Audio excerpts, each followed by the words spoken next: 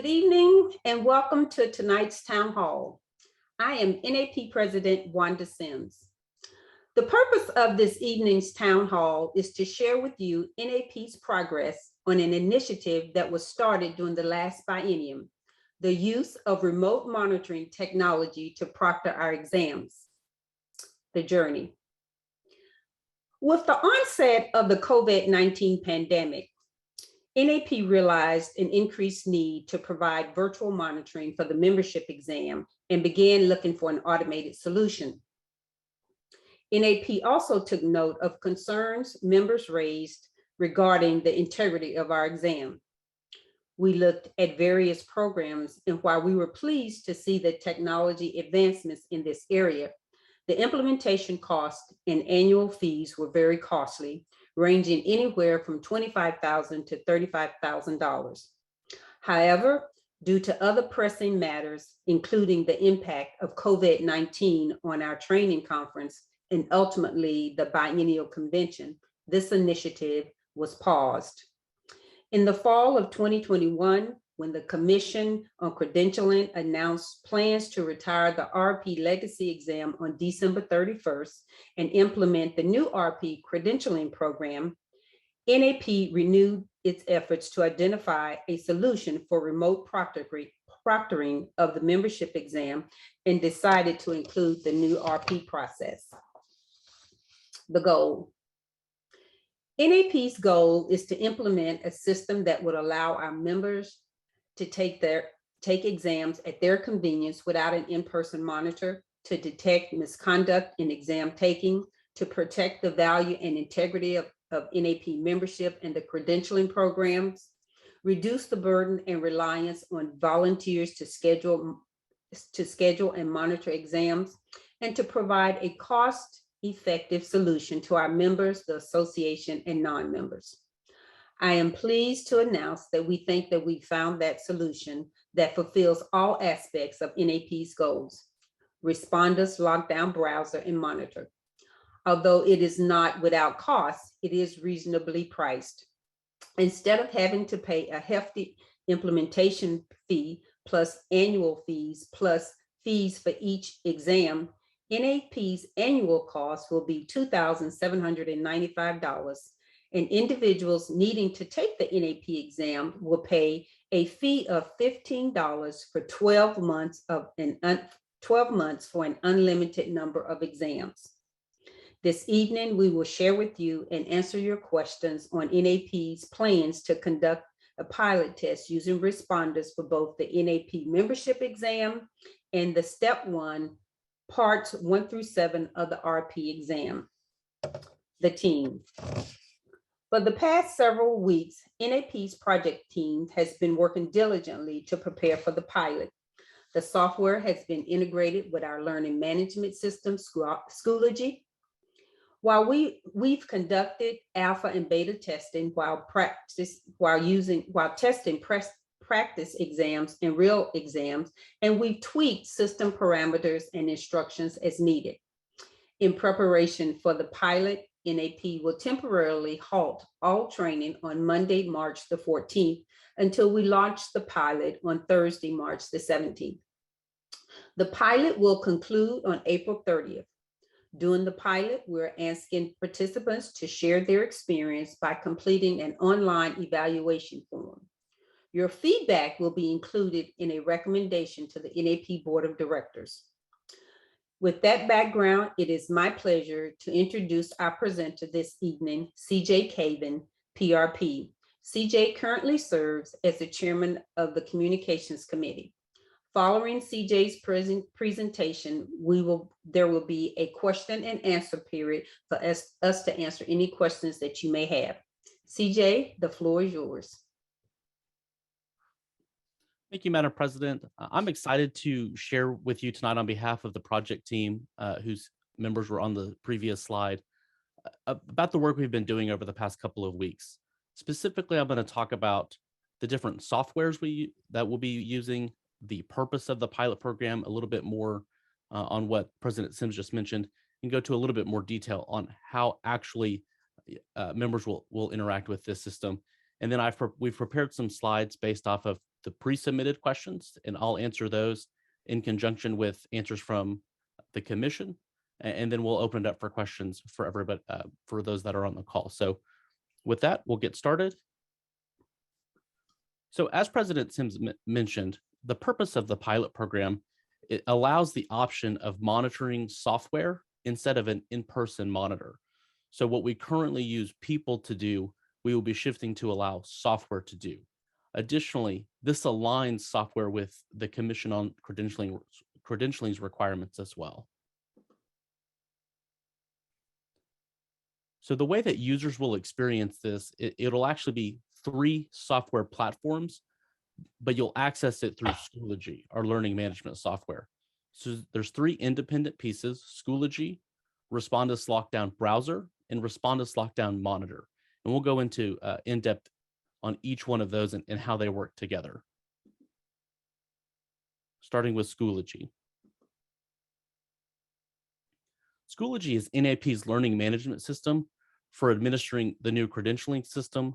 It's also NAP's delivery system for our full courses administered by the Professional Development Committee, and it's NAP's platform for the membership exam during the LockDown Respondus trial period. So Respondus LockDown Browser is a second component of this pilot program that we'll be using. Respondus LockDown Browser is a custom browser that locks down the testing environment within Schoology. When students use LockDown Browser to access an assessment, they are unable to print, copy, go to another URL, or access other applications. Students are locked into that assessment until it is submitted for grading. This LockDown Browser is accessed through Schoology. So when you're ready for an assessment, whether it be the membership exam or anything related to the commission's assessments, you would log into your account into Schoology, navigate to your assessment, and then once you navigate to your assessment and select that assessment to take, it would prompt you to take the assessment in LockDown Browser. Respondus LockDown Browser is a client application that is installed to a local computer. Both the Windows edition and the Mac edition of the browser are based on Google's open source Chromium framework.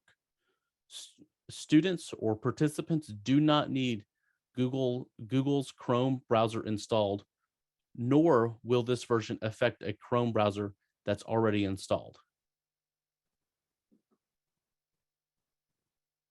LockDown Browser creates a locked testing environment for Schoology assessments and includes the following features.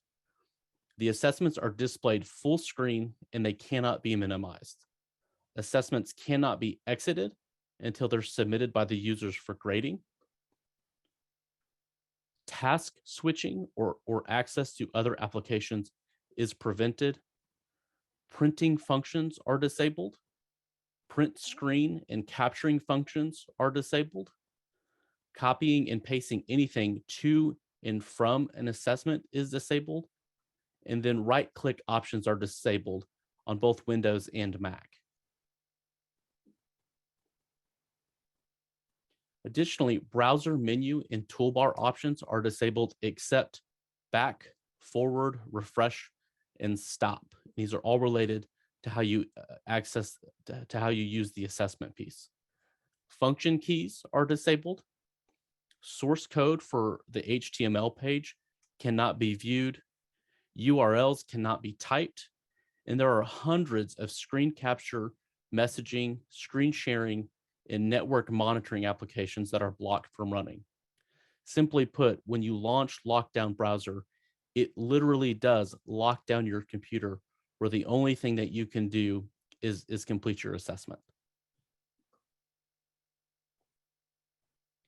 The browser automatically starts at the institution's login page for Schoology. Links and questions that point to other servers don't compromise the locked testing environment. Pages from the assessment aren't cached or stored in the browser's history listing. And there are many other features included in this software that we aren't using in the pilot. Some of them we haven't enabled. Some of them we don't have a use case for yet, but there are many other features related to LockDown Browser and how we might use it in the future. So that's the second piece of the software. Oh, sorry, got ahead of myself. LockDown Browser is not intended to replace the browser used by facilitators or participants within Schoology. LockDown Browser is only intended for use while taking the assessments that have been prepared for use with LockDown Browser.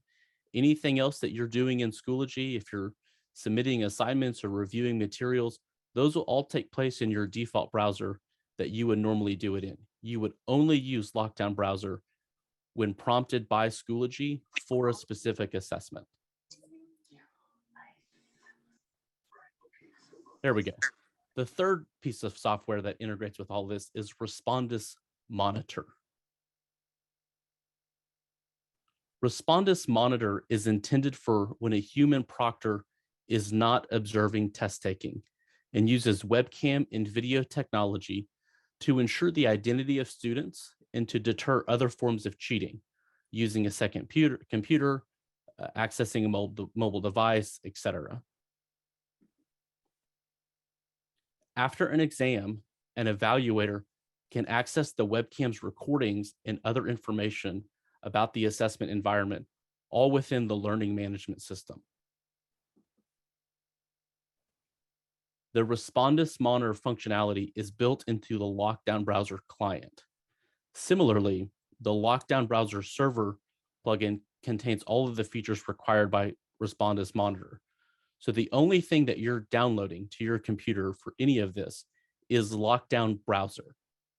Inside of LockDown Browser, you will take your assessment from Schoology and the Respondus Monitor. If you're doing an assessment without an in-person monitor, will automatically be enabled in that assessment. So again, we are using three separate pieces of software, but from the user experience, you will only be interacting with one piece of software on your computer. Participants will complete an environment scan that will use a webcam to capture the participants' surroundings before starting each exam or quiz. More detailed instructions about that environment scan will be provided to each examinee prior to each assessment. So as President Sims mentioned, she talked a little bit about the project timeline. We're doing the town hall right now on March 10th. March 14th, we will be halting all testing in preparation of the pilot launch. On March 17th, we will formally launch the pilot program with LockDown Browser and Monitor. April 18th through the 20th, a recommendation will be prepared and submitted to the NAP Board of Directors. And on April 30th, the pilot will officially end. Our agreement with Respondus will formally end on that date.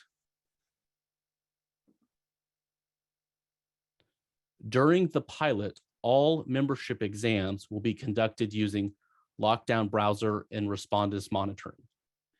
In the RP credentialing system, the quizzes in parts 1 through 7 of step 1 will also use LockDown Browser and Respondus monitoring.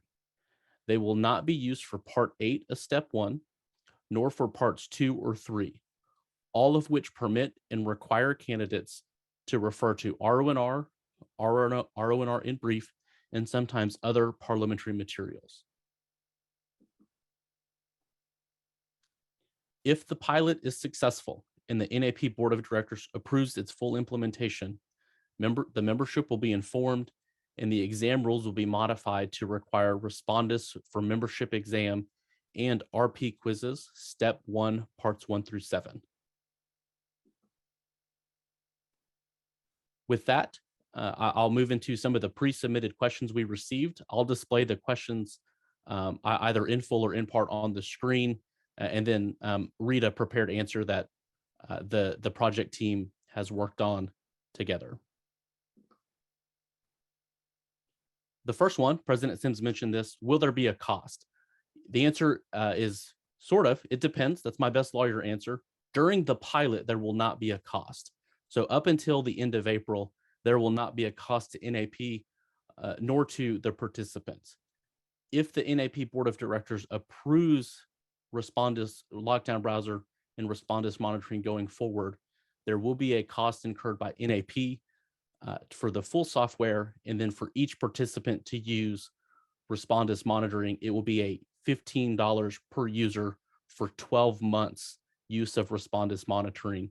So if somebody took the membership exam and used Respondus monitoring, that same $15 could be used. That same subscription could be used for the RP credentialing process as well, as long as they start that within a year. After that year's up, they would be required to pay another $15. When did the commission decide to monitor the Step 1 RP exams?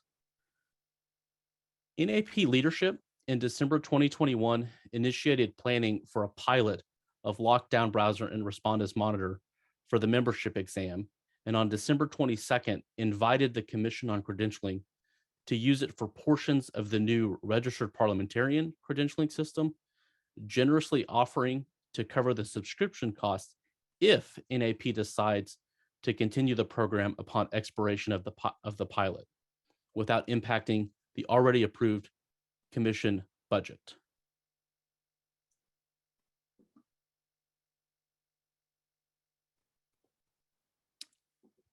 There was a second part of that question that didn't make it on the slide. Was there a problem with the current Step 1 exam process, which resulted in going to this new virtual monitoring system? Almost since the inception of the new RP credentialing system, the commission has repeatedly received criticism from a number of members concerned that, unlike the membership exam and the legacy registration exam, the new system does not require any proctoring. Some have argued that this lack has the potential to cheapen the credentials of registered and professional registered members and harm clients because of the possibility that through cheating, some could become credentialed members without in fact demonstrating appropriate knowledge and competence. Although there have been differing views on this matter among commissioners, it is a matter of public record, excuse me, that in the past the commission has responded to these concerns by A, emphasizing that if individuals fail to master the knowledge tested by the RP Step 1 quizzes, yet obtain adequate scores to advance through cheating, they are highly unlikely to be able to successfully complete Steps 2 and 3 and thereby obtain the credential. And B, maintaining that the detriment to the ability of the candidates to take the multiple quizzes and the 8 parts of Step 1 online at their convenience that would be associated with requiring candidates to arrange for human proctors for each quiz outweighs any benefit such proctoring might have in reducing cheating, especially in light of Part A. The commission did previously look into the possibility of using LockDown browser and Respondus monitor or alternative automated proctoring systems, but concluded that the costs for such systems were too high for the commission to afford. With the generous offer of NAP leadership to cover the subscription costs independently of the commission budget, the benefit of addressing concerns about a potential for cheating ceased to be outweighed by the financial factor. It should be noted that LockDown browser and Respondus monitoring are being implemented at present only as a pilot project, and that both NAP leadership and the Commission on Credentialing will assess its pros and cons after seeing how it works in practice, taking into account the experience of candidates in using it before a decision is made whether a subscription will be purchased and the program continued following the expiration of the pilot.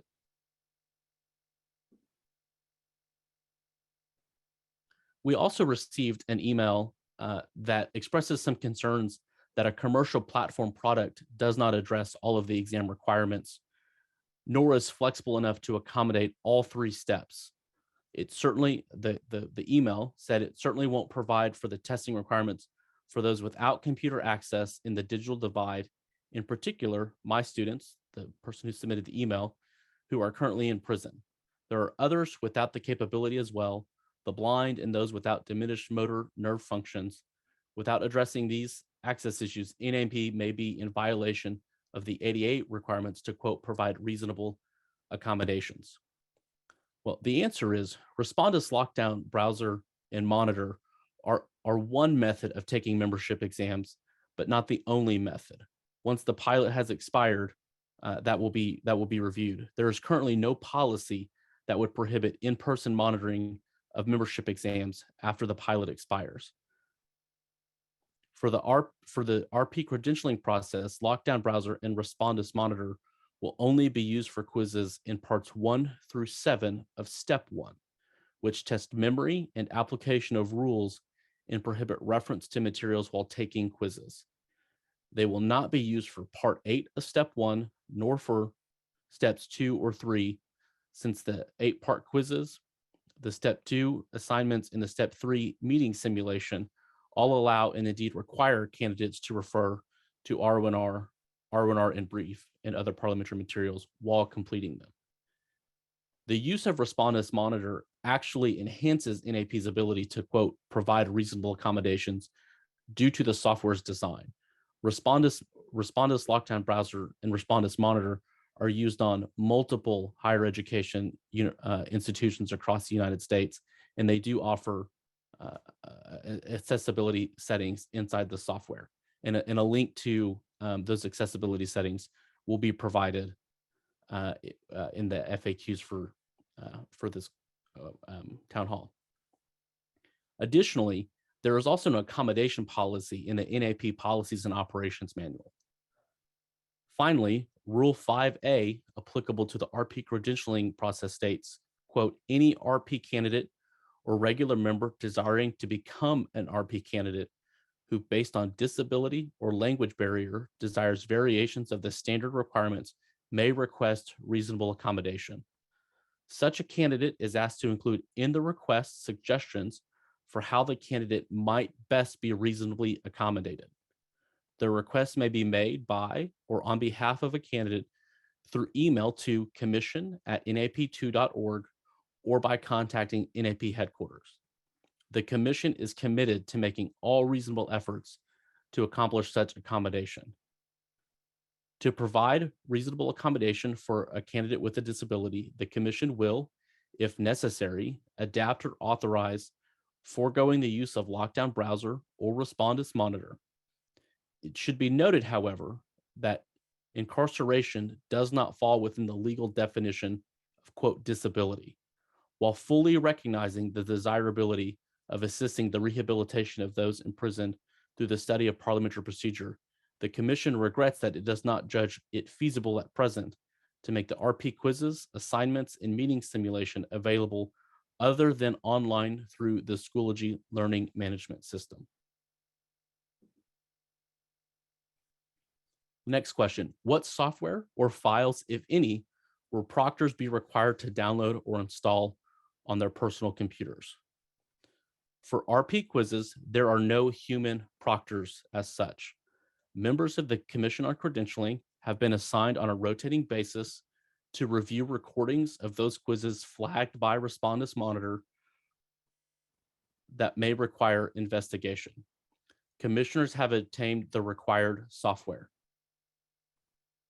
The use of Lockdown Browser and Monitor require no downloads for proctors, for membership exam proctors, unless the student is taking the exam on the proctor's computer. Then that would require downloading Lockdown Browser onto that device. This is a part 2 of the last question. In addition to the testers, how will the proctors be observed under this process? The implementation of Lockdown Browser and Monitor would eliminate the use of proctors. If a student is taking an exam with a proctor, no observation would be required of the proctor. Examinees, after the end of the pilot program, may have the option of virtual proctoring with Respondus Monitor or in-person proctoring. All of that will be evaluated once the pilot program concludes. And with that, Madam President, that is the presentation and all of the pre-submitted questions. Thank you, CJ, so very much for that presentation. We will now proceed to the Q&A box, and we will attempt to address as many questions as we can. The first one, are there any concerns about anti-malware scanners being triggered by the monitor software? What about issues with people taking an exam behind a work firewall? CJ, can you answer that question for us? Yes, Madam President. So Respondus Monitor has a wide variety of support for use of this software. So as far as antivirus software, when you launch the program, it generally prompts you to close that software for the duration of the time that you're using LockDown browser for that single assessment. If you download LockDown browser, you're not permanently required to disable your antivirus software, but for the purpose of taking that specific quiz or that specific assessment, you may be asked to disable that. As far as a work firewall, again, I would refer any participants who are having issues launching LockDown browser to review the support materials. That may be something you need to work with your work information technology department to get that set up. More than likely, it will not be a firewall issue. It will be a local computer permissions issue in your IT department. If you're using it on a work computer, your IT department may need to authorize you to download that specific software and launch it, since it will be taking over your computer for the duration of that specific assessment. Thank you, CJ. The next question, for clarification, if someone is to register for April to take the exam, they must use Respondus. Yes, any exam that will be taken in April, we are asking, we're requiring the members to use LockDown browser. And the reason why we're doing this is that we want to ensure that we have enough data to accurately and sufficiently evaluate the software so that we can decide whether or not we're going to use it going forward. The next question, does this affect the old testing processes for which members were grandfathered in? If this is in reference to the legacy exam, the legacy RP exam, it does not, let me say again, it does not affect the legacy exam. We will continue to administer the legacy exam as we're doing today. It will not be part of this pilot. The next question, will paper membership exams still be available during the pilot? If there is a need for reasonable accommodation of some sort, certainly we're asking members to contact us so that we can work with them to work out some type of reasonable accommodation. And if that is, if it requires paper, then we will handle that. The next question, are the closed captions on for the hearing impaired? CJ, do you know the answer to that, or someone else? I don't know if. Madam President? Yes, Chairman Balch. I believe that all of the quizzes and exams are written at this point. So it's more a matter of accommodating people who have difficulties seeing, and there are ways, certainly in the RP version, to allow that to be read out. There's a whole section, in fact, that we've set out for visually impaired individuals. But for hearing impaired individuals, they should not have any problems because, again, it's all in writing. It's not oral. Okay. Madam President. Yes, thank you, Chairman Balch and CJ. I agree with everything Chairman Balch said. My reading of the question was asking if closed captions were on for this Zoom meeting. Oh. And to that, I do not have an answer, but I believe that was the question. Oh, okay. All right. Thank you very much to both you and Chairman Balch. I don't know if closed caption is on for this. Dave, if you could check that for us and let us know, that would be great. The next question is, for those who participate in the pilot, will they be given actual credit for course completion, and how does one sign up for the pilot? So for individuals that are participating in the pilot, yes, you will be taking real exams. And if you pass, you will receive credit for that. And there is no need to sign up for the pilot itself. What you'll be signing up for is to take your exam in the normal fashion that you would. And then when you go to take that exam, it would be via the Respondus application. The next question is, what about a VPN, virtual private network? And CJ, can you answer that one? I don't know how it's going to work with the VPN. Thank you, Madam President. If you're accessing Schoology through a VPN, you should have no issues connecting there. Once LockDown browser launches, I believe it will attempt to disconnect you from the VPN. I think during my testing, I believe I had my VPN on at least one of the times I tested, and I believe it disconnected that and just continued to use the internet behind it. I will verify that to make sure, but I believe it asked me to turn my VPN off. Okay, thank you very much. For NAP membership exam, the user would need to choose virtual, and they would receive information about downloading the software. So any individual that is applying for NAP membership will be required to, they don't have to actually make a selection to take it virtually. They will take it virtually using the software. And so all of that will be, the instructions for that will be provided to the prospective candidate when they complete their application to take the membership exam. And then the next question is, what if you have multiple monitors? So if you have multiple monitors, you're going to be asked to turn one of those monitors off. It's my thinking. When you do the environmental scan, it's going to be checking to see what, to make sure your environment complies with our rules. Does anybody else want to add anything to that? Chairman Balch, do you have any comments about that?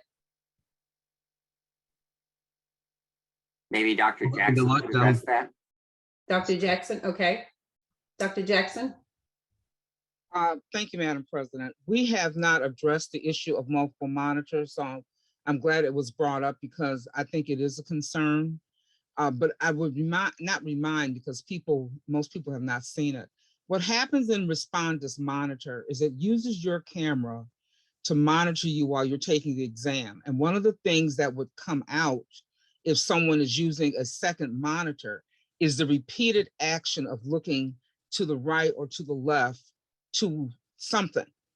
And if you're looking at your monitor repeatedly, Respondus is going to send an alert, tag your video with an alert, telling us about the repeated action that someone took. And that would lead us to contacting you about why you look to the right 20 times while you were taking an exam.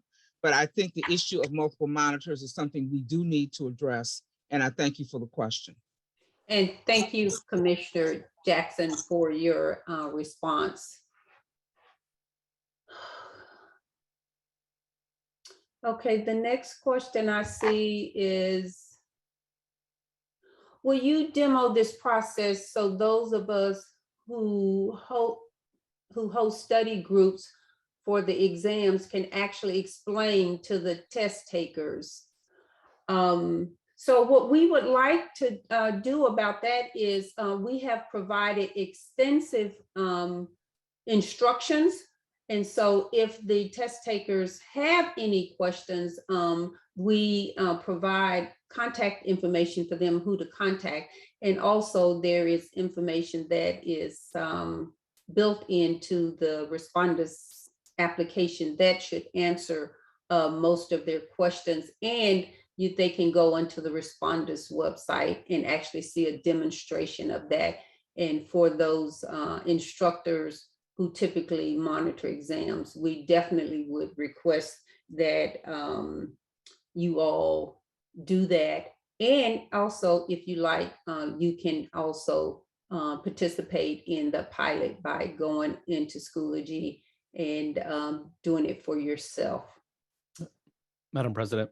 Yes, CJ. And there are two other points that I would also add to the president's comments.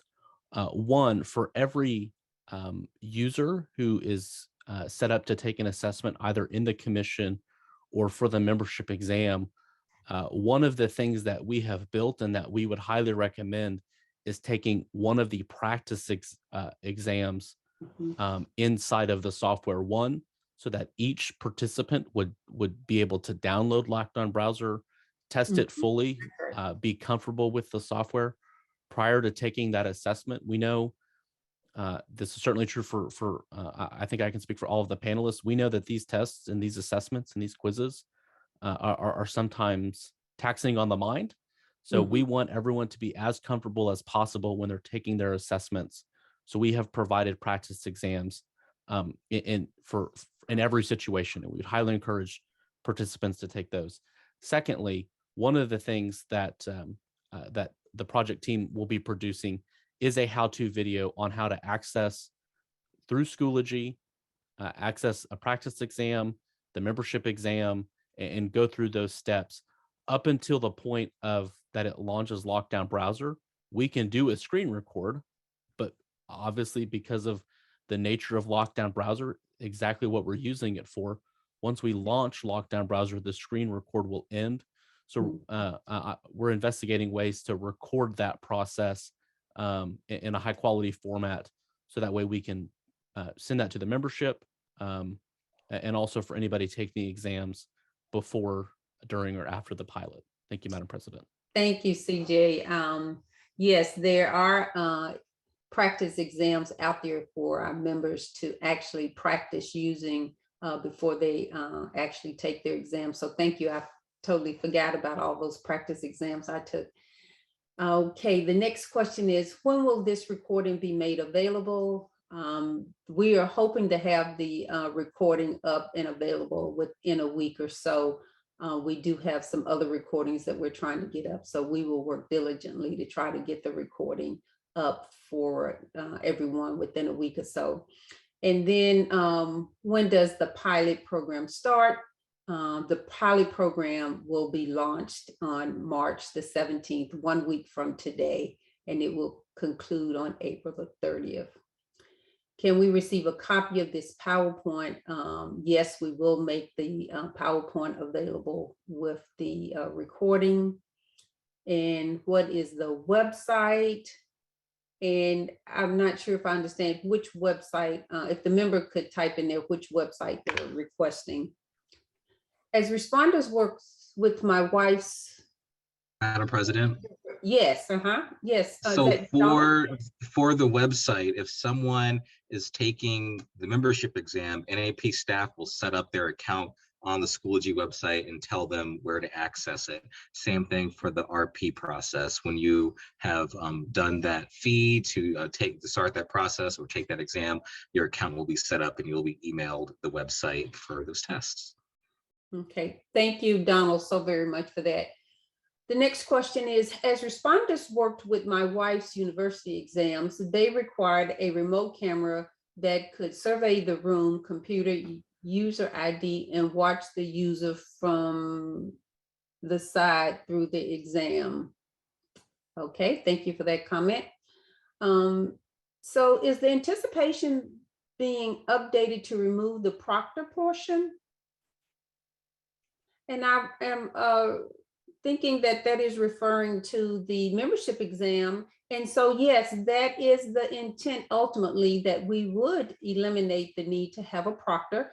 We are certainly appreciative to all of our members who teach the membership class and proctor exams, but we do know that it is becoming increasingly a burden on our members to proctor exams, especially when there are large numbers of individuals that are taking the exam.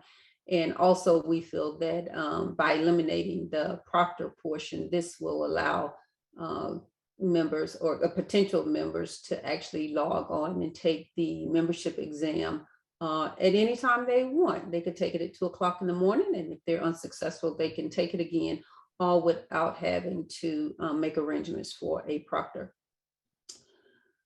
Okay. Okay, so they're still asking for the website to take practice exams on responders in Schoology. Madam President. Yes, CJ, yes. Thank you, Madam President. So I think it's important to be clear. All of this is happening through NAP's Schoology account. And it's, if you have an account, I'm sure you know, currently the only people who would have an account are people currently going through the credentialing process. You'll have an account with the commission, or people who have taken professional development courses, full courses through the Professional Development Committee. Otherwise, no other members would have a reason to have a Schoology account. So as people sign up for the membership exam or sign up for the new RP credentialing process, accounts will be created for them in order to do that. Otherwise, accounts would not be created. You can't self-create an account inside the Schoology dashboard. And so unless you're preparing to take the membership exam or starting the RP credentialing process, you would not have an account to take a practice exam or any of the assessments that require the software. Okay, all right. Thank you very much, CJ, for that. And then we have a comment here. I teach a class of 6 to 9 town clerks at a local college. I'm not sure what your question is there. And then I see one final question here. It says, after 24 hours of instructions, they take the membership exam. Will they be able to take the exam, take the paper exam doing the pilot test? Again, we are asking that, requiring that everyone use the Respondus LockDown browser to take their exam through Schoology. And I see one other question. Does this new process affect qualifying to be a professional registered parliamentarian? It does not. At the moment, the pilot is, and we anticipate the pilot just being for the membership exam, and then step one, parts 1 through 7 of the registered exam, but not part 8, and not steps 2 and 3. And so far, not for the professional qualifying exam. Chairman Balch, did I answer that correctly? Exactly correct, Madam President. Thank you very much. Well, we have come to the end of all of our questions. I'm excited that we were able to actually host tonight's town hall for you and share with you all of the exciting things that we're doing in the area of remote monitoring. And so we, as I mentioned earlier, we will endeavor to try to get this recording available for you within the next week or so. And we are asking all of our members to, if you are taking the RP exam, please to make sure you complete the evaluation. And of course, any of our instructors who will be instructing on the membership exam, please encourage those applicants also to provide the evaluation to us so that we can make make recommendations to the NAP Board of Directors so they can make an informed decision about how best to proceed. So hold on one moment. I see a question here. Okay, so I think this is the executive director. It says you are required to designate a date on which you are going to take the exam. If you're unable to take the exam on that date, you will need to notify NAP. If you do not take the exam within 30 days, you will be charged a $25 administration fee. Okay, thank you very much for that, Madam Executive Director. Madam President? So, yes. Sorry to intrude. I have an answer for the question with respect to closed captioning.